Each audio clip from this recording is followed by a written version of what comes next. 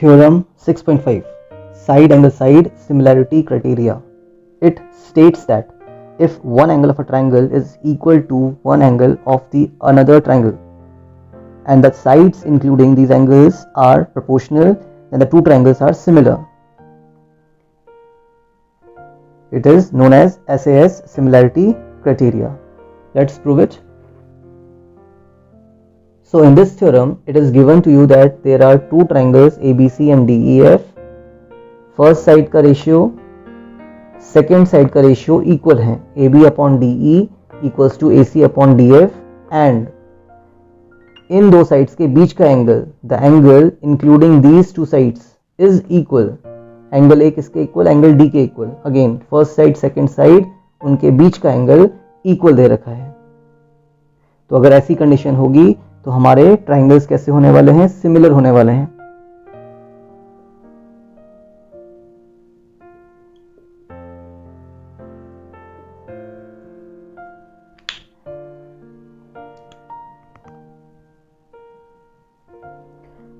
The same construction as previous, you have to cut a DP equals to AB and DQ equals to AC and join P2Q. तो यहाँ पे लिख देते हैं इसको. Let's see the proof. कैसे होगा देखते हैं.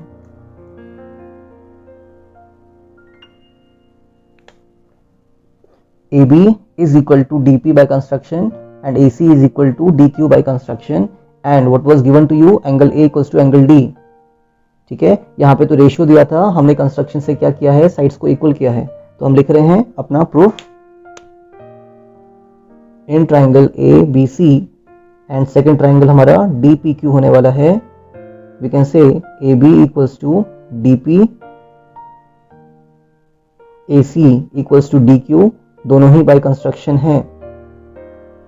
कंस्ट्रक्शन शॉर्ट में लिखा है. और देखिए angle A equals to angle D है, given to you. It was given to you in the starting. So what we can से by side angle side similarity criteria SAS. Sorry, by SAS congruence criteria. Confusion में तो नहीं है ना कि congruence क्या होता है, सिमिलर क्या होता है? मालूम पड़ा 6.5 थ्योरम है और सब कुछ भूले हुए हो. तो bye SAS congruence criteria, triangle ABC will be similar और congruent to triangle DPQ. हमने दोनों को congruent कर दिया है बिकॉज दो साइड्स इक्वल थे और उनके बीच का एंगल भी इक्वल था. इसको हम बोलते हैं side angle side congruence criteria. Triangle कैसे हो गए? कॉन्ग्रुएंट. अब मैं इस DPQ को DEF के सिमिलर करना चाह रहा हूं, तो कैसे हो पाएगा देखते हैं.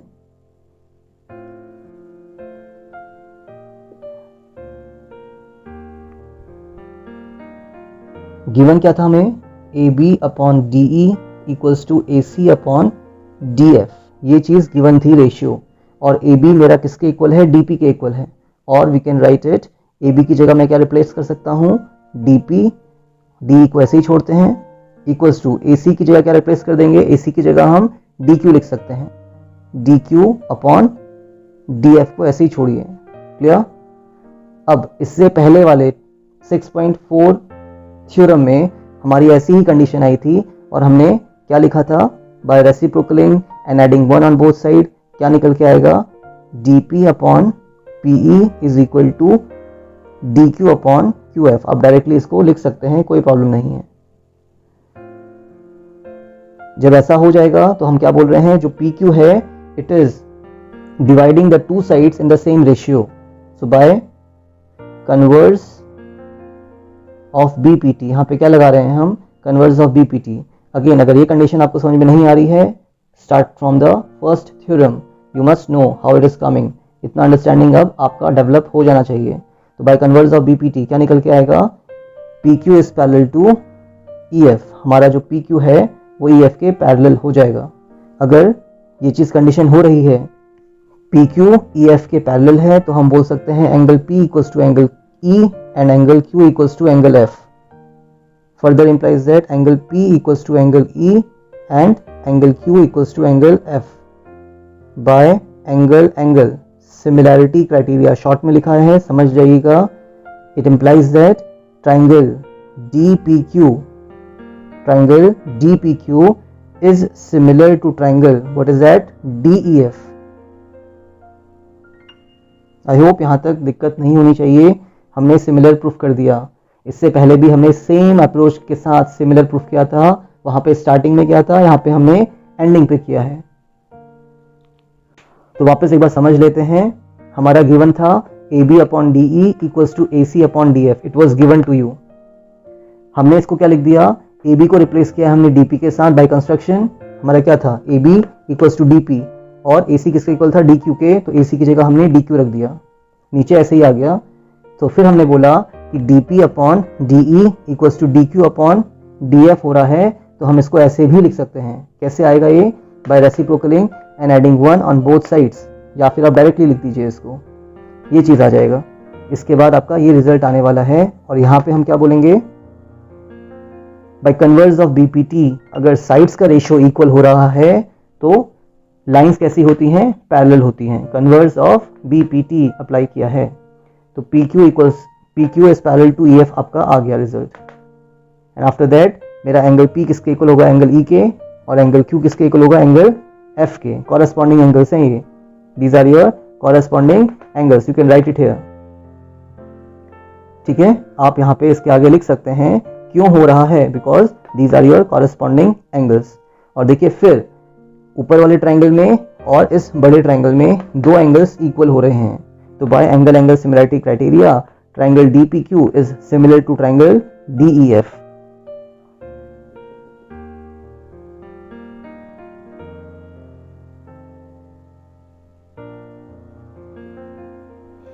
हमने स्टार्टिंग में इस छोटे ट्राइंगल को इस छोटे ट्राइंगल के कॉन्ग्रुएंट किया था, मैंने उसको लिख लिया. ऑल्सो हमने ट्राइंगल DPQ को क्या कर दिया था, similar to triangle DEF. Yes, हमने ट्राइंगल ABC को इस छोटे ट्राइंगल को इस छोटे ट्राइंगल के साथ कॉन्ग्रुएंट किया था स्टार्टिंग में. और अभी अभी हमने क्या किया है, DPQ को सिमिलर टू DEF. दोनों ही जगह क्या आ रहा है, सिमिलैरिटी, सॉरी दोनों ही जगह आपका कॉमन क्या आ रहा है, ट्राइंगल DPQ. और जो ट्राइंगल आपका कॉन्ग्रुएंट होते हैं वो ट्राइंगल तो सिमिलर होते ही हैं. एक बात ध्यान रखिएगा, यहाँ पे जो ट्राइंगल कॉन्ग्रुएंट हैं वो सिमिलर भी होंगे. तो हम बोल सकते हैं ये सिमिलरिटी का साइन भी तो आता है ना इसमें. इस तो DPQ is similar to ABC and DPQ is similar to DEF. तो ABC is similar to DEF implies that triangle ABC is similar to triangle DEF. ध्यान रखिएगा, the triangles which are congruent are also similar, but similar triangles need not to be congruent. ठीक है, congruent triangles similar होते हैं but similar triangles congruent नहीं हो सकते. Just keep it in mind. तो यहां से हमारा रिजल्ट आ जाता है. तो बहुत इजी है आपका 6.5th थ्योरम जो बोलता है साइड एंगल साइड. हमने कुछ नहीं करना है, हमें पहले इस छोटे ट्रायंगल को इस छोटे ट्रायंगल के कॉन्ग्रुएंट करना है, फिर इस छोटे ट्रायंगल को इस बड़े ट्रायंगल के सिमिलर कर देना है. तो अगर यही ट्रायंगल इसके कॉन्ग्रुएंट है तो ये ट्रायंगल इस पूरे के क्या होगा, सिमिलर भी होगा. यहां से आ गया फाइनल रिजल्ट आपका. समझिए, सीखिए.